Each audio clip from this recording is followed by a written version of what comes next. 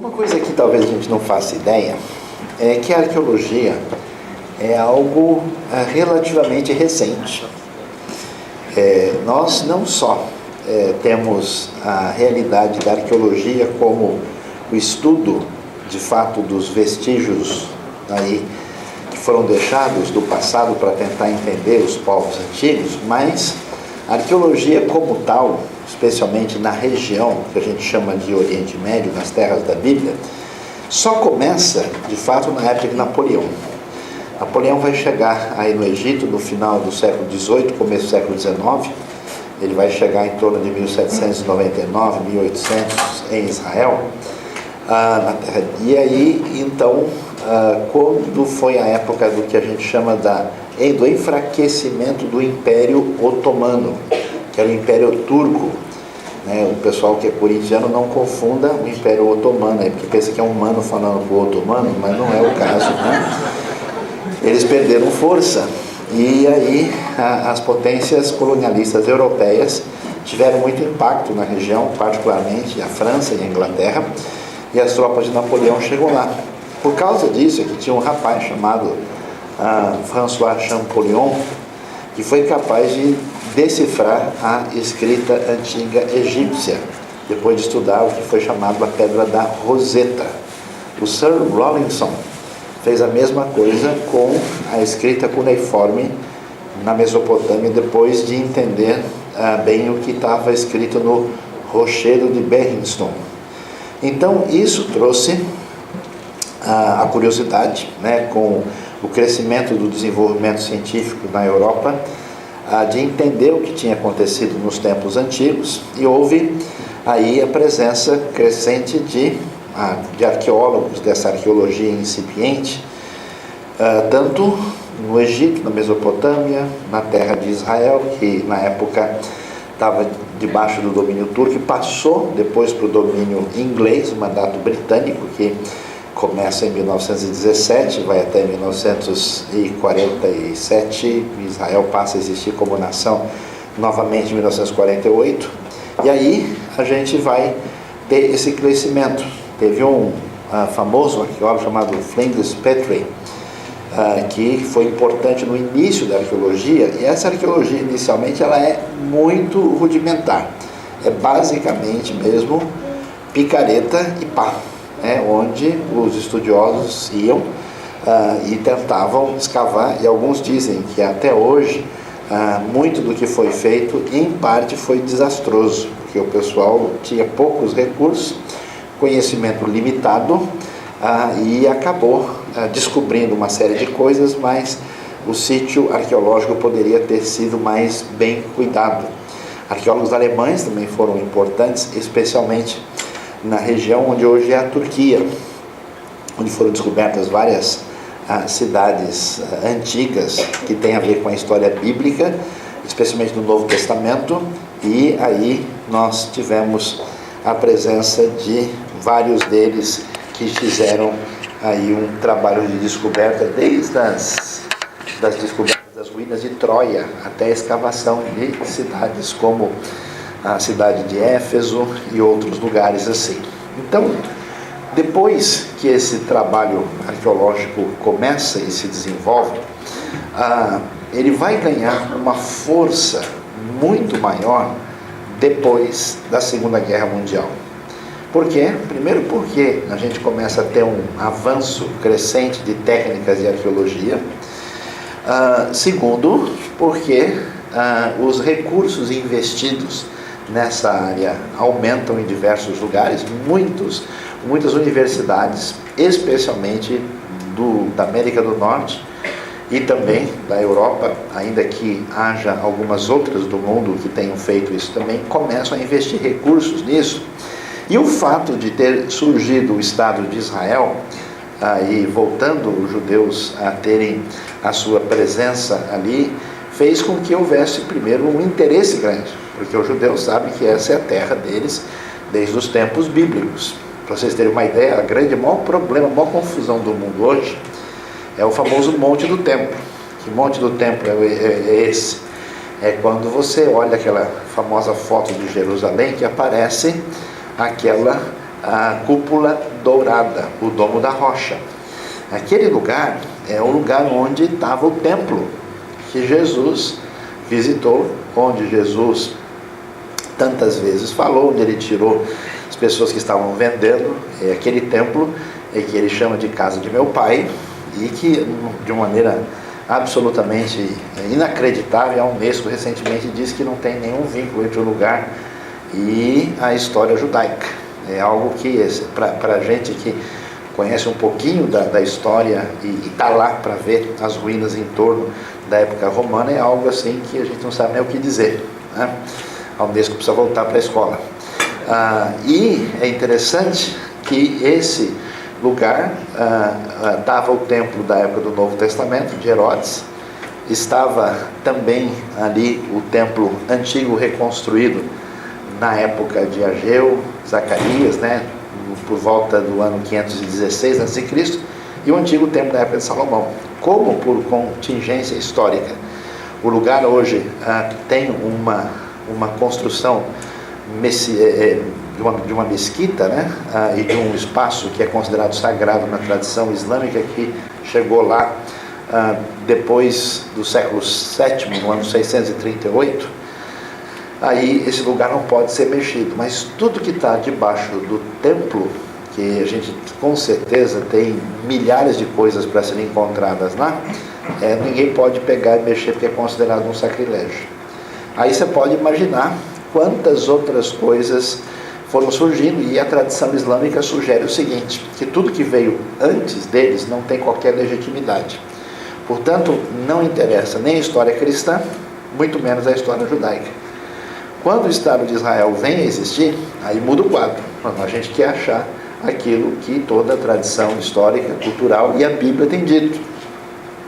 Então houve uma pesquisa cada vez mais intensa. E, portanto, nos últimos 70 anos, o desempenho, o crescimento da arqueologia é algo extraordinário, que tem, assim, a cada dia trazendo novidades. E não só a gente tem aí acesso a essas informações que a arqueologia traz, mas nós temos hoje uma sofisticação tecnológica, que é um negócio impressionante. Coisas assim que a gente não fazia ideia, que hoje tudo aquilo que está no alto nível da tecnologia acompanha e ajuda o estudo da arqueologia, o que jamais existiu antes. E você sabe que o Waze que você usa no seu celular é tecnologia israelense, o pendrive é tecnologia israelense, um monte de coisa que a gente usa tem lá, e essas coisas também estão à disposição. Existe uma área em Israel, perto de Haifa, onde está o que a gente chama de Vale do Silício, né? Israel é chamado de Startup Nation. Então, por causa dessa cultura bíblica de valorizar muito o estudo, conhecimento, hoje tudo isso está à disposição para o conhecimento e para o aprofundamento daquilo que a gente vai encontrar aí nas escavações. Vamos dar uma olhada? A arqueologia, com seus estudos, dividiu o que a gente chama de períodos mais antigos até os tempos mais recentes, e aí a gente já começa a ver uma coisa interessante, né? Espera aí, se existe uma idade da pedra, por que é a idade da pedra? Não está dizendo aqui necessariamente que as pessoas antigas pareciam com os desenhos animados aí que a gente vê, com os trogloditas aparecendo da forma que eles aparecem, apesar que existe na rua hoje em dia alguns que se parecem mais com aqueles desenhos que a gente imagina, né? Mas a ideia é que a arqueologia analisa os utensílios e as peças encontradas. Nós temos hoje diversos grupos humanos que ainda estão assim na idade da pedra, que basicamente usam instrumentos muito rudimentares, e a análise geral sugere para a gente que pelo menos está constatado que há pelo menos 17 a 20 mil anos tem uma confirmação de grupos que a gente pode definir como humanos, que vivem em sociedades simples naquela região. E alguém lê isso e fala, mas a Bíblia não fala lá que o mundo não tem 6 mil anos? A gente faz a conta até Adão, o número não dá diferente? Pois é, novamente vem a discussão. A Bíblia, na verdade, não diz isso. É o jeito nosso de ler a Bíblia que chegou a essa conclusão. Teve um chamado arcebispo de Usher, no século XVII, que resolveu fazer essa conta. E aí ele simplesmente pegou os números que aparecem lá e somou e chegou a uma totalidade. E esse número está certo ou está errado? Seguramente está errado. Por quê? Primeiro que a gente não tem certeza de todos os números que aparecem, por exemplo, na genealogia de Gênesis capítulo 5, em que medida esses números podem ser entendidos do jeito que a gente entende, que significa anos, na época, por exemplo, que Matusalém é registrado com 969 anos. Será que isso é uma coisa que equivale ao que a gente tem ou não equivale? Segundo, que os próprios manuscritos bíblicos antigos têm valores um pouquinho diferentes, mostrando que talvez eles estavam entendendo uma coisa diferente um do outro. Terceiro, que os antigos hebreus e judeus não colocavam todo mundo na genealogia. Por quê? Porque não era para colocar. Não estavam fazendo o recenseamento do IBGE. Eles colocavam na genealogia sempre uma seleção. O que é uma seleção? Um número específico de pessoas que fazem sentido para o propósito que o autor colocou. Então, no livro de Gênesis, por exemplo, o número 10 é importante. Por isso a genealogia sempre tem 10. Mas quando fala que o fulano gerou o fulano, ou foi pai do fulano, pode ser tataravô, pode ser ancestral. Tem um espaço aí que não é possível ser identificado. Você já leu Mateus capítulo 1? Mateus capítulo 1 tem o quê? A genealogia de Mateus. E lá está dizendo que houve 42 gerações de Abraão até Jesus. Como a gente nunca conta, a gente nunca descobriu que tem, na verdade, 41 lá relacionadas. A pessoa não faz, né? Só o maluco que vai lá, 1, 2, 3 e tal. Né? E por que tem 41? Porque, na verdade, Davi fecha uma e abre outra, pela sua importância. E Mateus está preocupado com o quê? Com o número, porque isso é legal, né? É o lado do toque do autor bíblico, né? 14, 14, 14. 7 vezes 2, 7 vezes 2, 7 vezes 2. Então esses números são selecionados. Se você comparar Mateus com Lucas, você vai dizer, olha, Lucas tem nomes a mais, houve um erro aqui de Mateus. Houve erro da pessoa que não estudou do assunto e não sabe que o propósito da genealogia de um é diferente do outro. Então Lucas coloca nomes que na genealogia de Mateus não são importantes. E Mateus tem a intenção de fazer com que esses números que têm um significado especial na tradição judaica sejam apresentados. Então, pela Bíblia, não é nada incompatível que o registro da civilização humana chegue a 15, 17, 20 mil anos, porque esses números não estão definidos como as pessoas geralmente imaginam. Então, o que eles definem? Uma idade da pedra que envolve o Paleolítico, o Mesolítico, o Neolítico, que são as épocas mais antigas, de 4.000 para cá. Nós temos o chamado período calcolítico, quando se começa a já ter uma técnica, uma maneira diferente de organizar, de ter os chamados instrumentos à disposição, né? Há uma mudança. E atenção, isso muda de lugar para lugar, tá? Às vezes a idade num ambiente não é a mesma do que em outro ambiente. Na sequência, depois do período calcolítico, onde vai aparecer algum uso rudimentar de cobre, vai aparecer o que é chamado idade do bronze. Então, Abraão, por exemplo, é considerado a idade do bronze, aí, final da antiga, começo da média. Aí eles dividem, idade do bronze, antiga, média e recente. Por quê? Porque os instrumentos são feitos de bronze. A gente vai ver uma coisa interessantíssima, que você lê a Bíblia, você não percebe, né? Os israelitas toda hora estão lutando com os filisteus e sempre perdendo. E uma das razões é porque os filisteus têm arma de ferro. Os israelitas só têm arma de bronze. Então é uma competição desleal. Se você ler 1 Samuel 21, 1 Samuel 27, você vai ver como Davi morou entre os filisteus. Os filisteus não são da região, eles são imigrantes. Está confirmado pela arqueologia que saíram da região das ilhas. Eles são indo-europeus, são parentes dos gregos. E eles vão habitar 5 cidades na região sudoeste da terra de Israel. as cidades de Gaza, Gate, Ekron, Askelon, Asdod, e eles vão se fortalecer ali, e como eles estão num nível tecnológico superior, ninguém consegue vencê-los, por isso que é tão difícil lidar com os filisteus. Mas Davi, ele trabalha na CIA, amém, irmãos? Ele trabalha como uma espécie de espião industrial. Ele ficou um tempo entre os filisteus. Ele vai ver o que existe. Quando Davi toma a posição de rei, ele vai fazer a transição de Israel da época do bronze para o ferro. Aí o exército dele fica tão bom quanto. Aí não tem mais vantagem. Por isso que Davi vai ser o rei vitorioso, que vai conseguir essa vitória sobre os principais inimigos de Israel na época do início da história.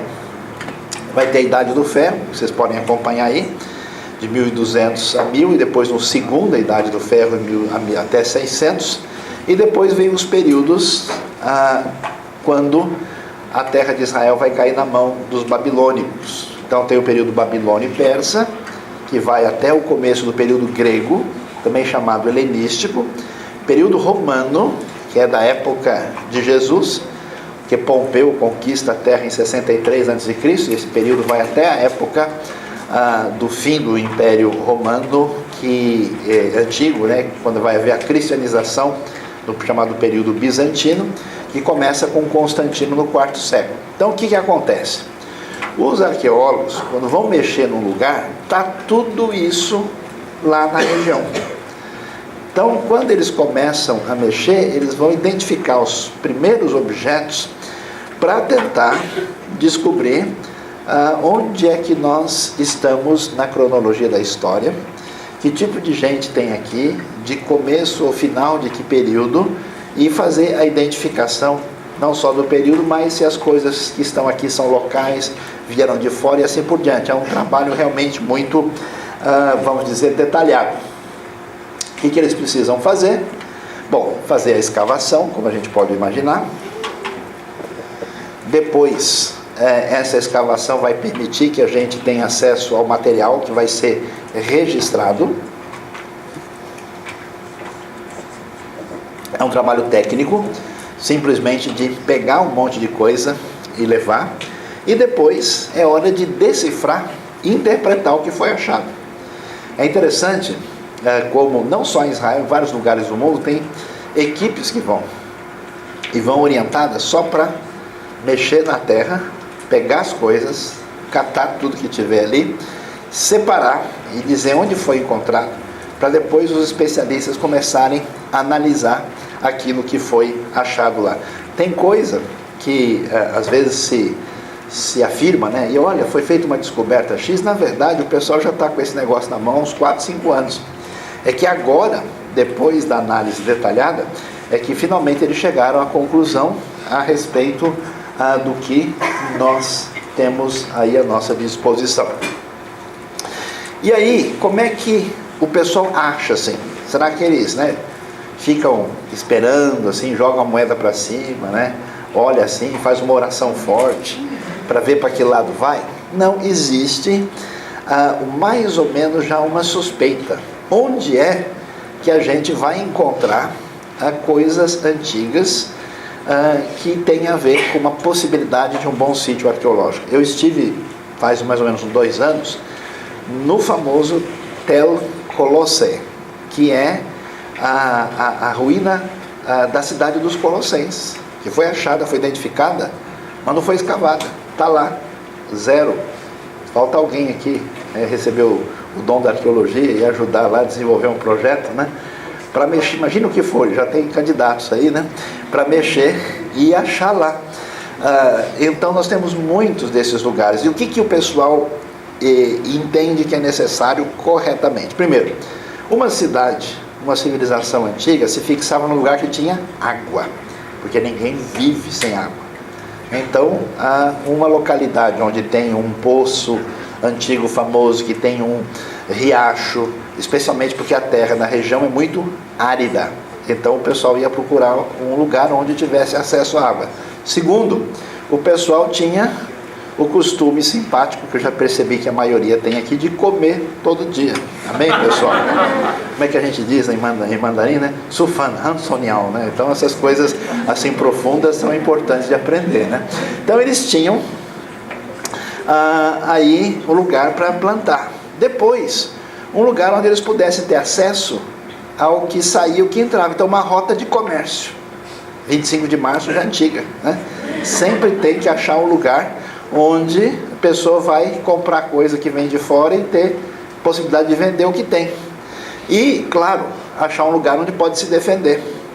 Então, quando essas coisas são combinadas, geralmente tem uma cidade. Então, quando eles estão andando num lugar e vem essas condições, o pessoal diz, aí tem. Aqui é uma chance grande da gente encontrar aquilo que está em vista aí. E aí, o que os arqueólogos vão fazer? Um trabalho muito bem feito e organizado. Eles vão ter o que a gente chama da sua base teórica, né? A arqueologia vai partir dos pressupostos de como é que a gente deve lidar com a pesquisa. Vão usar a metodologia adequada, senão eles acabam quebrando e arrebentando tudo que vão encontrar. Eles vão ter, na hora de executar o trabalho, a abordagem técnica. Precisa um trabalho bem organizado para que aquilo que foi encontrado seja devidamente compreendido e estudado. E aí se faz esse trabalho analítico e em seguida se faz uma publicação da pesquisa. Então, quando tem um lugar assim que é um sítio arqueológico, existe um livro técnico que é praticamente uma tese, né? Onde a pessoa vai dizer, olha, as cerâmicas encontradas em Tel Hazor. Aí ele vai explicar tudo, como é que foi feito, o que foi encontrado e o que foi decifrado e o que eles concluíram em função disso. Eu estive faz pouco tempo numa localidade que é chamada Khirbet Qeiyafa, que não está aberto ainda para o público visitar e que surgiu meio assim misteriosamente há pouco tempo, porque é uma espécie de palácio antigo. E uma parte dele seguramente é da época de Davi. E os mais críticos, lembra aquele pessoal que sempre tenta fazer descrédito da Bíblia? Eles acabaram, ficaram assim preocupados, porque eles disseram que nessa época não tem nada tão grande assim, então estão tentando empurrar a datação. Mas tudo que foi encontrado, de fato, tem a ver com a época, e alguns chegaram a pensar, pode ser que fosse um palácio de inverno ou de verão de Davi. Pode ser que até uma construção que a Bíblia não menciona, porque não era importante para o escrito bíblico. Eu recebi antes de ontem de Israel direto, um pequeno artigo falando de uma descoberta recente sobre coisas escritas em tempos muito antigos e cada vez mais confrontam a ideia que é usada aí pelo pessoal para dizer que nos tempos bíblicos antigos as pessoas eram ignorantes e não poderiam escrever, tanto que aquilo que foi escrito só pode ter surgido depois. Cada vez mais esse negócio cai por terra. À medida que o pessoal tira a terra, essas coisas caem por terra. E aí publicam a pesquisa. E como é que funciona na região? Atenção, na terra de Israel, em grande parte a escavação é para cima, não para baixo. Olha que coisa diferente. Por quê? Porque nos tempos antigos, nos tempos bíblicos, o pessoal fazia uma cidade e a região, o que a gente encontra em toda parte é pedra. É muita pedra. Eu tive uma pessoa que foi para Jerusalém, não entendia nada do assunto. Falei, o que você achou de Jerusalém? Um monte de entulho, só tem pedra para tudo quanto é lugar. Quando a pessoa não sabe do que está vendo, realmente, né, a cabeça dele está entulhada de informação equivocada, ele se complica. Então, essas pedras que a gente encontra fazia o seguinte: quando uma cidade era conquistada, o pessoal fazia o quê? Derrubava tudo, fazia a base e construía em cima. Na cidade de Megiddo, por exemplo, são mais de 20 cidades, uma em cima da outra. Jerusalém foi destruída mais de 100 vezes. A gente está andando na chamada Via Dolorosa, né, que é o caminho da Páscoa. Então, mas foi por aqui que Jesus andou? Resposta, sim e não. Foi por aqui? Foi, porque foi por aqui mesmo. Mas não por quê? Porque foi 5 metros para baixo. A rua, há 2000 anos atrás, não estava nessa altura. O pessoal vai brincando de Lego, né? Vai colocando um em cima do outro. Por isso, o que é extremamente valioso na arqueologia especialmente na terra de Israel e nas regiões próximas, como Líbano, Síria, que infelizmente está muito complicado, né? A Jordânia, até mesmo um pouco Egito, Iraque. É quando a paisagem está assim, de repente aparece um morrinho. Esse morrinho é suspeito, porque esse morrinho não surgiu ali porque o pessoal, né, tem garrafas PET que eles guardaram ali, ou porque era um depósito de alguma coisa. Não, esse morro é sinal de que pode ser uma cidade que foi soterrada, e eles começam a mexer. Esse morro artificial criado pela ocupação humana é chamado de Tel.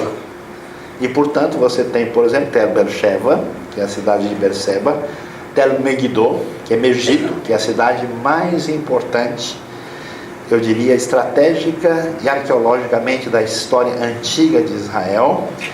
Teve a cidade de Hazor, você vai ver depois, primeiro livro dos Reis, capítulo 9, versículo 15, as 3 cidades importantes de Salomão, que são mencionadas lá. Nós temos a cidade de Hazor, mencionada junto com Megiddo e com Gezer. E então eles pegam e começam a mexer nesse morro que é um Tel, que é uma localidade antiga. Então começa-se a trabalhar o planejamento, mexendo, né, na ocasião ali de fazer o trânsito inicial necessário para medir o trabalho que vai ser feito. Você sabe que na verdade, quando se escava um lugar, a gente nunca escava inteiro. Quem vai, por exemplo, visitar Éfeso, é um negócio impressionante. O teatro de Éfeso cabia 25 mil pessoas. É doideira. São 66 degraus. E se você chegar hoje lá na região, né, no lugar central onde se faziam as peças, né, e pegar, jogar uma moedinha, soltar, o cara que está no último degrau lá em cima escuta, por causa da acústica. E olha que não tem a cobertura, não está um negócio completinho do jeito que estava quando era usado. Então é uma coisa impressionante. Aí quem vê a sofisticação, o tamanho, as ruas de Éfeso, um monte de coisa, diz: nossa, a cidade era grande. Grande? Isso aqui não dá 25% da cidade. Porque ninguém escava o lugar mais distante do bairro simples para achar casinhas todas iguais. Se escava onde? A parte central. Edifícios públicos, onde estão as coisas mais importantes. Então toda a escavação tem a sua limitação. Portanto, eles dimensionam e aí vão fazer um negócio interessante. Vão dividir a área a ser escavada em partes específicas, que na grande parte das vezes é dividida em quadrados que vão ser chamados de balques.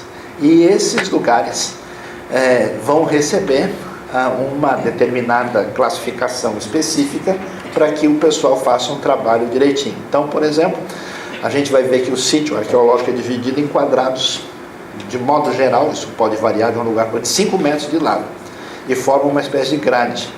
E deixa-se uma mureta de terra, que é esse balque, entre os quadrados, com mais ou menos 1 metro de largura. Aí isso vai permitir a comparação dos objetos encontrados em diferentes camadas, bem como entre os vários quadrados da escavação. Às vezes você chega num lugar, é muito interessante, os estudiosos falam: naquela base ali, ó, isso aqui é da época dos reis de Israel, talvez seja do século 9 a.C., aí, na época do rei Acabe.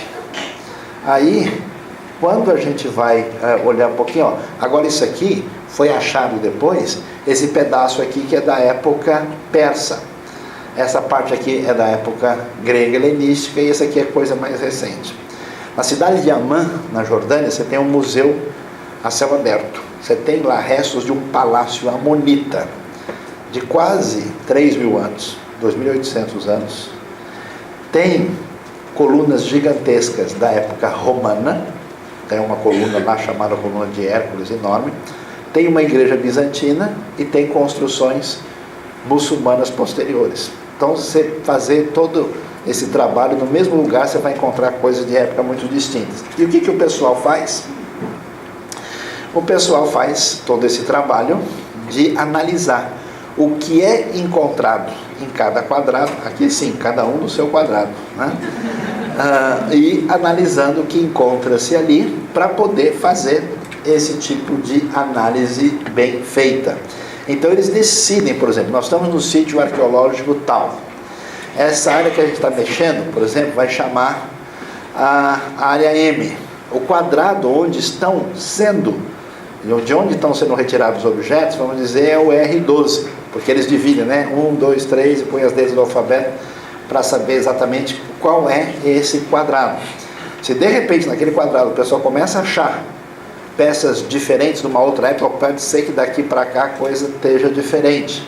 E aí eles dão mais uma classificação dentro do quadrado chamado locus, que é classificado assim. Então, o que acontece? Quando um pequeno pedaço de cerâmica é achado, eles vão colocar uma etiqueta. Essa etiqueta diz, olha, isso aqui é o M, R12, 08 a 001. Todo o artigo humano de valor encontrado num quadrado recebe um número de identificação que é incluído no relatório da escavação.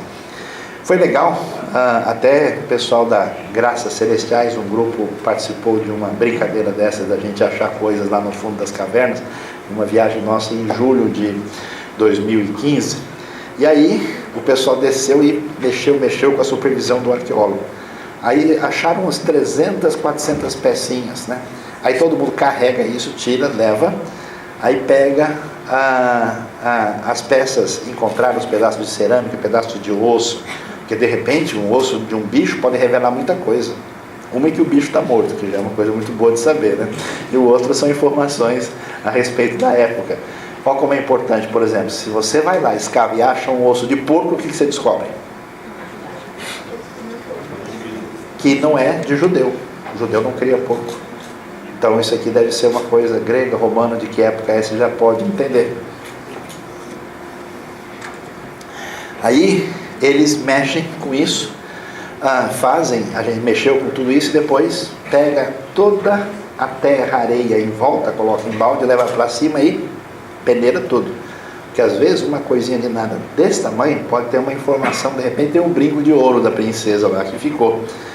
Aí o pessoal faz isso, e aí o arqueólogo levanta tudo, e aí depois ele leva para a gente e fala assim, ó, vamos ver, tem uma parte aqui que está cheio de coisas que foram retiradas lá, você pode pegar à vontade, porque são coisas tão comuns, pedaço de pires, né? Tem 1 milhão, então vocês levam de lembrança. Agora tudo que foi encontrado, que merece uma atenção especial, que faz diferença, separado para uma análise detalhada, para ver se a gente tem luz sobre aquela região, alguma informação valiosa. E isso é marcado aí, reservado para o relatório da escavação.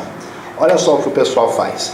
Eles pegam nesse monte, nesse morrinho elevado, e cortam uma fatia de bolo. Pode ficar tranquilo que o jantar já vai chegar, né? Faz o que é chamado uso de trincheira e cortam ali para fazer uma análise. Se eles forem, vamos dizer, mexer no sítio todo, eles acabam destruindo. Não tem muita opção, né? A gente tem que ficar limitado a uma certa área. E as escavações muito antigas, por exemplo, que foram feitas sem muita técnica, em grande parte acabaram razoavelmente prejudicadas em termos mais técnicos. Aí a gente tem, né, dá para aqui está um pequeno desenho em inglês para a gente poder ver, né, a área que é escavada, fazem, né, esse corte que é da fatia de bolo devidamente escalonada aí por degraus, né? Do lado eles mantêm uma espécie de possibilidade de sonda arqueológica. E aí o que se percebe de modo geral? Como as cidades mais antigas estão embaixo e quem conquista e constrói em cima, o que a gente descobre? Que quanto mais profundo a gente vai, mais a gente encontra uma cidade, uma informação arqueológica mais antiga possível. Geralmente o que está em cima é mais recente. Então vamos ver o que o pessoal descobre, o que eles fazem. Eles fazem uma coisa assim extraordinária que o pessoal procura feito maluco. é análise numismática. O que é numismática? Análise de moedas. Você sabe que a moeda é recente. Você lê a Bíblia, né? Então José saiu do Egito e encontrou com seus irmãos. Os irmãos estavam lá e levaram o dinheiro que estava na bagagem deles. Que dinheiro? Não existe dinheiro nessa época. Existe o quê? Existem peças de prata que são chamadas de ciclo, pesavam mais ou menos 11 gramas e meia. E nesse período não tem moeda. Quem vai criar moeda na região é só por volta do 6º século a.C.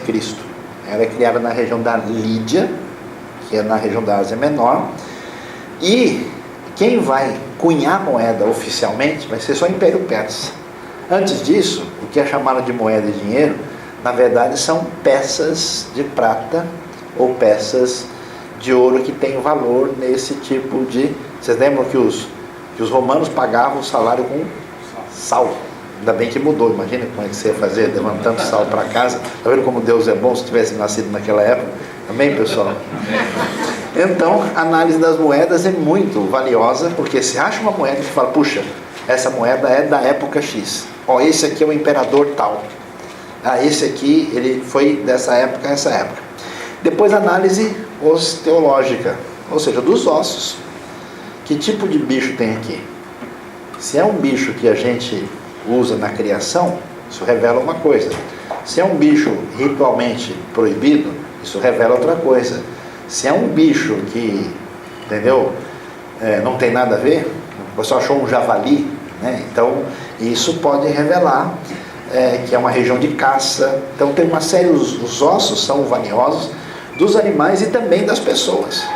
Você consegue, pela análise dos ossos, saber se o sujeito é nobre, se ele é escravo, como é que está a sua estrutura, se é homem, se é mulher, uma série de coisas, e dá, claro, para analisar também a análise da idade, da época. Análise etnoarqueológica, ou seja, os grupos étnicos têm diferenças.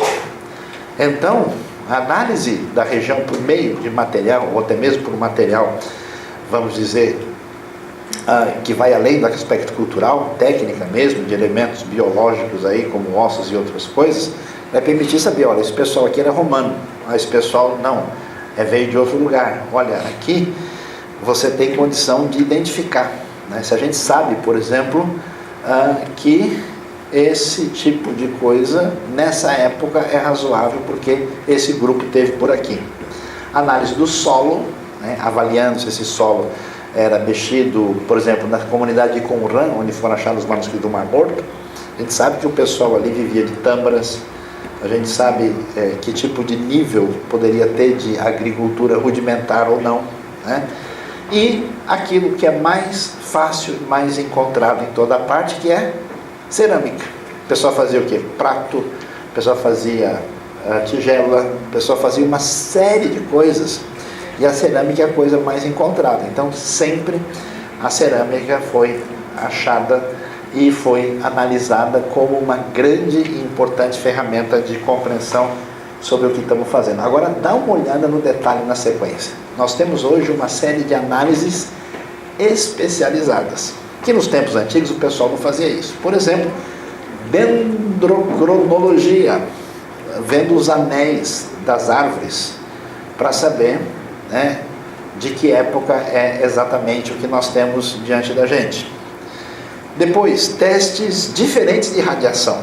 Um é o carbono 14, o famoso método de radiocarbono. Também a medição de radiação do que é chamado potássio-argônio e também de urânio. Claro que são análises diferentes dependendo do que está em vista, mas isso também é importante. Termoluminescência, datação de cerâmica que é baseado na energia radioativa acumulada na cerâmica, porque a cerâmica foi queimada no forno, né? E eles têm condição de fazer um teste mais preciso para a gente poder ter uma ideia mais exata. Dependendo da importância, muitos desses testes são difíceis e caros. Dependendo da importância, o pessoal faz. Busca de fissuras, datação com microscópio de elétrons que registra a concentração de fissuras fósseis no vidro fabricado em outros materiais. Tecnologia de boa qualidade para ajudar na arqueologia atual.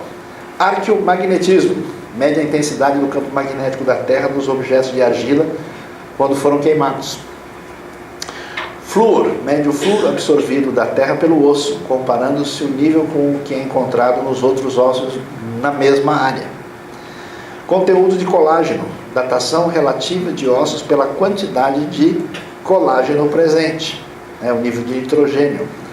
Análise de pólen, chamado de alinologia, análise de grãos de pólen em relação ao solo e ao ambiente do qual foram extraídos.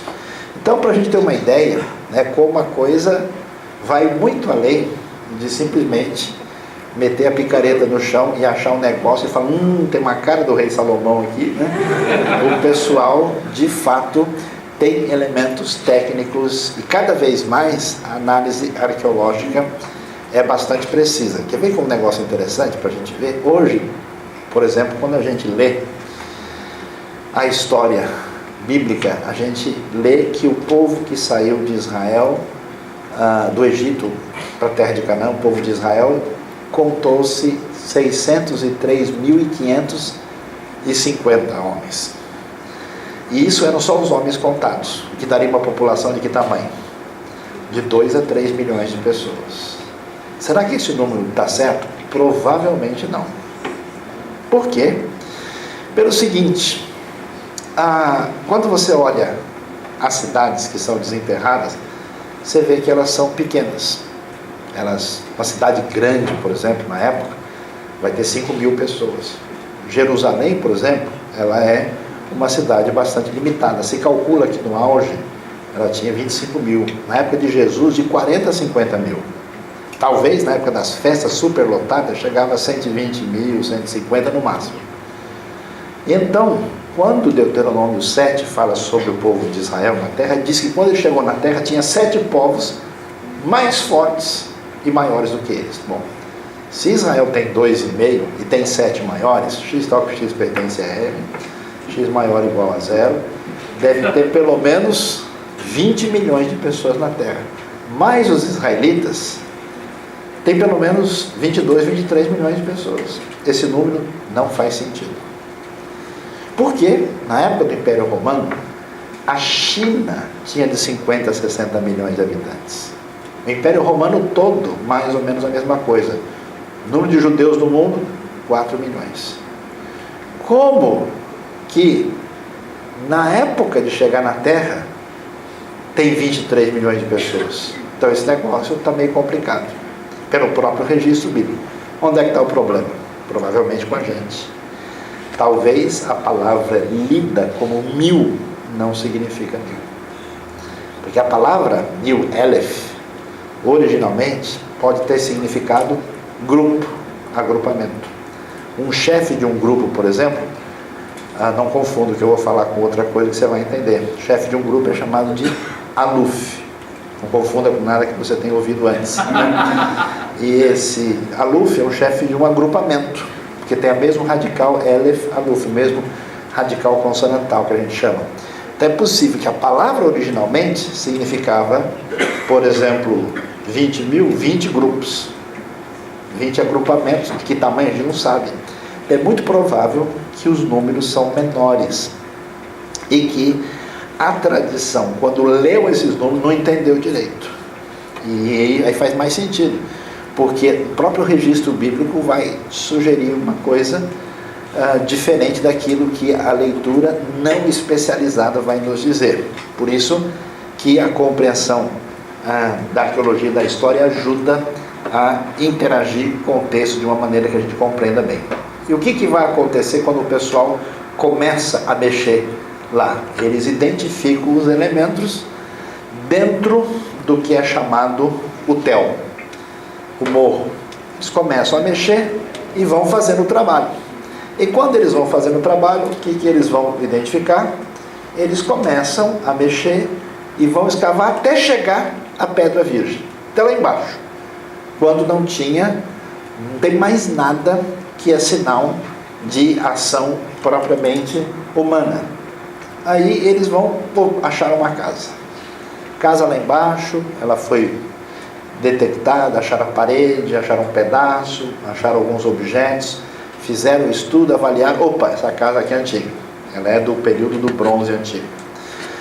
Quem visita uma região ao norte de Israel chamada Tel Dan, a gente tem uma parte lá, que é uma entrada antiga da cidade, da época de Abraão, tem 3.800 anos.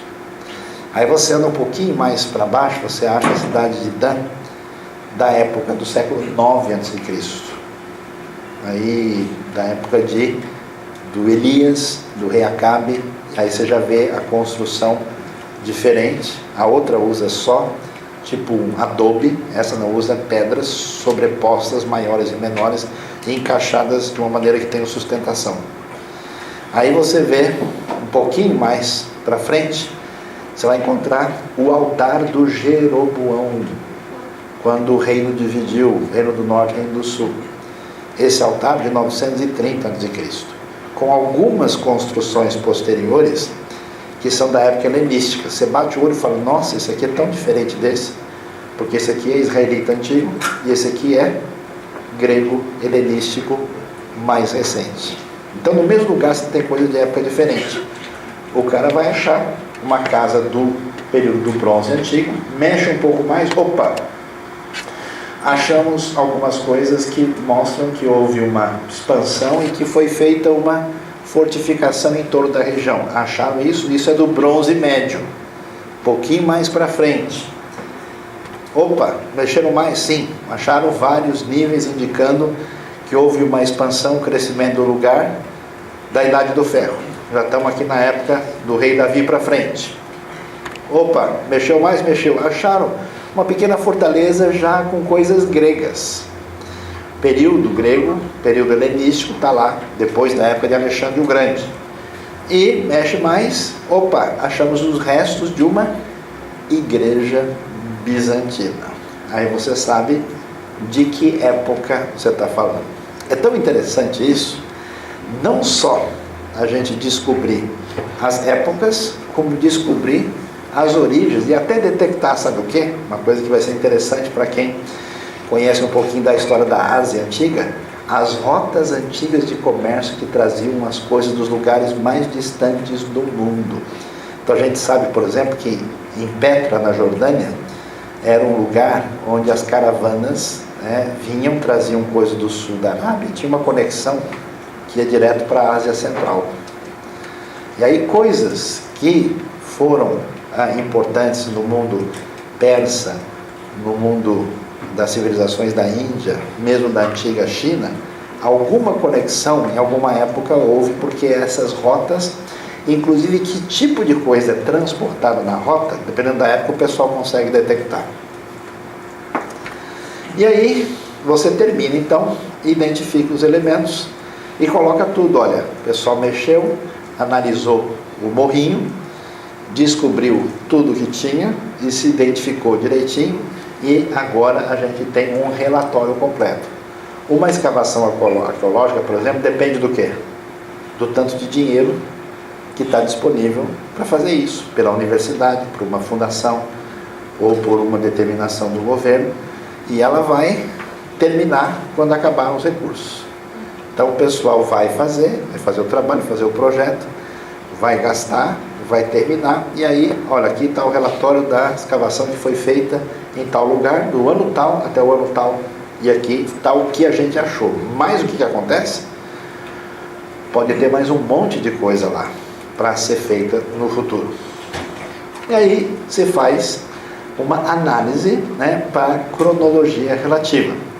E aí se tenta detectar cada época, cada momento da história com que foi encontrado. E que coisa interessante, a coisa mais simples que existe nesse mundo arqueológico, que chama-se cerâmica, um grupo desse, por exemplo, que mexe lá, supervisionado pelo arqueólogo, mais ou menos em 1 hora consegue pegar 300 pedaços de cerâmica, porque é o que tem, né? O pessoal conseguiu achar um lugar perto da cozinha, haja panelinha que vai aparecer lá, haja pratinho. O legal é se uma dessas coisas tiver alguma letra escrita, aí é a comemoração total. Aí a cerâmica é tão valiosa que ela serve como uma das grandes ferramentas de descobrir do que nós estamos falando quando a gente mexe nesse lugar.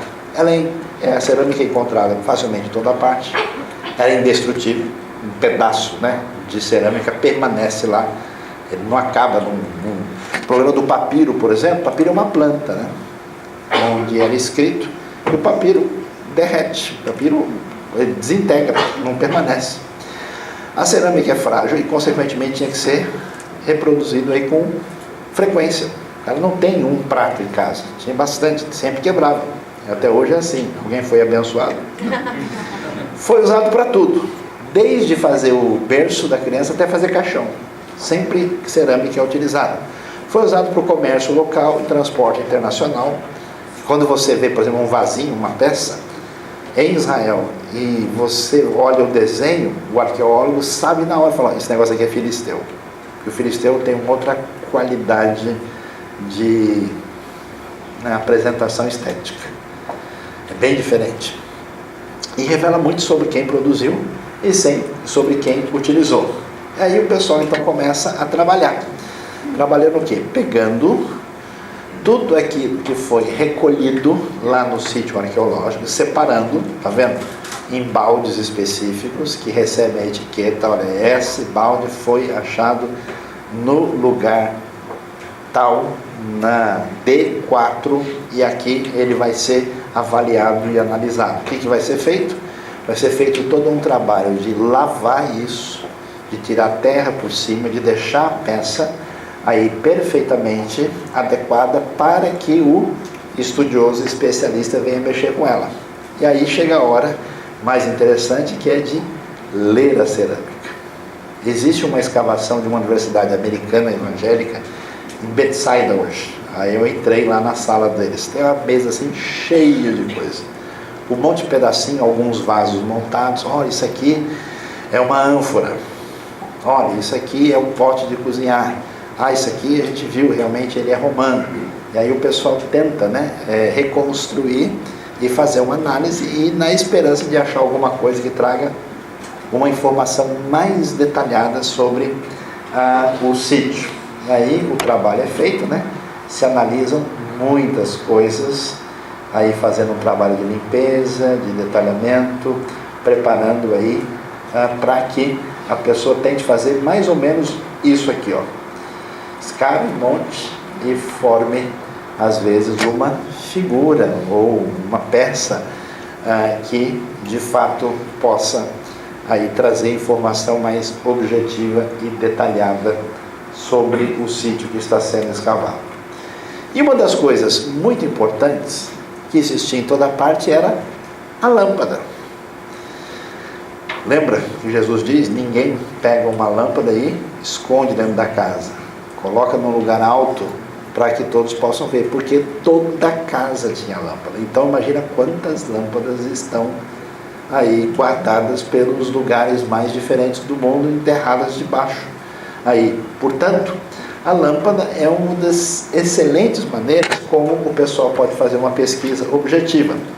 Você tem o desenvolvimento da lâmpada a partir da forma como ela é feita. Quer ver? Para a gente olhar com mais atenção, você vai ver esse desenvolvimento desde a lâmpada que parece um pedaço de coco, que é simplesmente uma cuia, até uma lâmpada altamente sofisticada. Olha só, para a gente ver, período do bronze antigo. Olha como é que era uma lâmpada. Essa aí é que Abraão usava para fazer o Isaac para dormir. Isaac, A lâmpada é muito simples. Ela é simplesmente um pedaço de argila muito mal trabalhado. Depois a coisa vai melhorando, já parece um cinzeiro, É período bronze médio. Já aí quando estamos na época da conquista da terra, a lâmpada acaba tendo um padrão um pouquinho melhor. Agora, quando a gente chega no bronze recente, é a sofisticação, a tecnologia total, olha lá. Ela já recebeu um biquinho, por quê? Porque ali para colocar o pavio, para que se coloque lá o azeite e o pavio se alimente do azeite e a lâmpada fique iluminando. Então já tem esse dispositivo, bronze mais recente já, quando o povo aí está na época já da transição dos juízes para a monarquia. E a coisa fica melhor na Idade do Ferro, olha lá. Já tem uma borda diferenciada, né, melhor, o biquinho já está mais sofisticado. Esse aqui, o Davi fazia o Salomão dormir com essa aqui, né, já é mais recente. Mais para frente, a gente vai ter lâmpadas bem distintas. Olha só a do período grego, quando os gregos dominam Israel, e a lâmpada feita pelos judeus na resistência contra o domínio grego, por volta do 2º século, esse é um tipo de lâmpada comum. Por que é legal isso aí? Porque quando alguém escava e acha esse tipo de lâmpada, fala, nós estamos mexendo num lugar que é dessa época. Olha só o que é uma lâmpada já com a característica da influência grega. Olha a sofisticação. Esse é período helenístico. Vê que a do Macabeu é simples, porque ela é uma lâmpada judaica. A lâmpada do período helenístico já tem todo um detalhamento, já é aí do século IV, III a.C., final do IV, quando os gregos dominam o mundo. No tempo de Jesus, um tipo de lâmpada era comum e era usada em toda parte. É essa lâmpada herodiana, da época de Herodes. Você vê como ela é bem específica, bem característica. Então achou-se uma casa em certo lugar, encontrou uma lâmpada dessa, você sabe muito bem o período de Herodes, bem no começo aí do Novo Testamento. A período romano, olha só o nível de sofisticação do período romano antigo. Tudo que é greco-romano, em termos artísticos, comparado com o que existe em Israel, é muito mais sofisticado. E o período romano recente, a gente tem aí, claro, uma lâmpada que está melhor do que muita coisa que a gente tem na nossa casa hoje, né? Muito bonita, muito bem feita, e portanto, através desse estudo detalhado, a gente pode ter muita informação que ajude a compreender o lugar, e depois de estudado e analisado, a gente pode fazer a relação, a conexão disso com aquilo que a história bíblica tem a nos dizer. Por isso é muito importante, porque a Bíblia nos fala que o Deus que se revela é um Deus que se revela na história. E as coisas que a Bíblia relata não foram coisas que aconteceram no imaginário de ninguém.